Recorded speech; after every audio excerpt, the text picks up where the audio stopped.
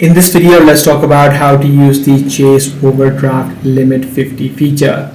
Now, to use this feature, you do not need to manually turn on anything. It is automatically inbuilt within most checkings account within Chase. Now, there are two scenarios that can happen.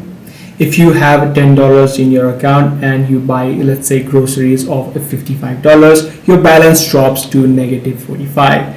In this case, your balance drops to negative or is less at the end of the business day. So you would not have to charge or you would not get any sort of fees. You just need to deposit your money back into your account and your overdraft fee would be automatically implemented. Now, in the second case, if you have $10 in your account and let's say you make a payment of $90, your balance drops to -80. So in this situation, you will have a grace period until 11 p.m. on the Eastern time on the next business day in order to deposit your funds back to your account in order to avoid the fee. So that's the way on how you could do it. If this video was helpful to you, be sure to subscribe. I'm going to see you in the next one.